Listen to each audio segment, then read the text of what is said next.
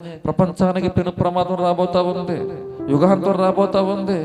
ఈ తాత్కాలికంగా ఏదో ఒక క్షణంలో మాయమైపోయేది మాత్రమే కాదండి, అంతం నశించిపోతుంది. కాకపోతే నీలో ఉన్నటువంటి ఆత్మ, ఈ శరీరము మట్టి దేహం మట్టిలో కలిసిపోతుంది. నీలో ఉన్న ఆత్మకు నిత్య స్థానాలు రెండు ఉన్నాయి. ఒకటి పరలోకము, రెండవది నరకము. ఒకటి మోక్షము, రెండవది పాతాళము. మరి ఏది కావాలో నిర్ణయం తీసుకోవాలి. ఆ ప్రమాదం, ఈ యుగాంతం అంతా నశించిపోతుంది, యుగం పాడైపోతుంది. ఇంత మాత్రమే కాదు, అన్నిటికంటే అగ్ని ఆరదు, పురుగు చావదు అని చెప్పబడినటువంటి నరక స్థలము, నరకము అనే స్థలం ఒకటి ఉన్నది. అందులోనికి మానవుడు వెళ్ళిపోకూడదు. ఎంతకాలం బ్రతుకుతామో గ్యారంటీ లేని బ్రతుకులండి మనవి. అప్పుడు దాకా సంతోషంగా ఉంటారు, అప్పుడు దాకా నవ్వుతూ ఉంటారు, అప్పుడే గుండె నొప్పి చనిపోతున్నారు. నిద్రపోతున్నవాడు నిద్రపోతూ చనిపోతా ఉంటున్నాడు. ఏమండి ఇటువంటి పరిస్థితి? అయ్యో నేను ఇంతకాలం బ్రతుకుంటానని ఎవరు చెప్పగలరు? ఎవరు రాసి ఇవ్వగలరు? రేపు నేను చూస్తానని చెప్పి ఎవరు రాసి ఇవ్వగలరు చెప్పండి? చెప్పలేము, వారికి గ్యారంటీ లేదు.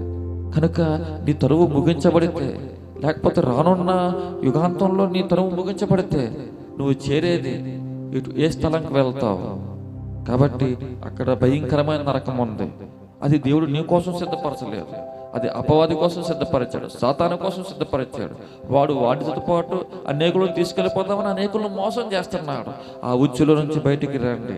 ఆ ఉచ్చులోంచి బయటికి రావడానికి, ఆ ప్రమాద అంచు నుంచి కాపాడడానికి ఏ ప్రయత్నం చేసినా పనవదు. కాబట్టి ఆయనే తన ప్రజలను వారి పాపం నుంచి విడిపించడానికి ఆయనే శరీరధారిగా వచ్చి మానవునిగా జన్మించి తన రక్తము ద్వారా పాపమును విడిపించాడు. ఆయన రక్షకుడిగా అయ్యాడు. ఇటువంటి నరకము నుంచి తప్పించబడమే రక్షింపబడడం. ఇటువంటి నరకము నుంచి, ఘోరమైన ఆ పాతాళ బాధ నుంచి తప్పించబడమే రక్షణ పొందడం. ఈ లోకంలో సౌఖ్యంగా బ్రతకడమే రక్షణ పొందడం. ఈ లోకంలో చీకటి శక్తుల దాడి నుంచి రక్షింపబడమే, కాపుదల ఉండడమే రక్షణ పొందడం. కాబట్టి రక్షింపబడాలంటే ఏం చెయ్యాలండి? దేవుడు చేయవలసింది దేవుడు చేశాడు.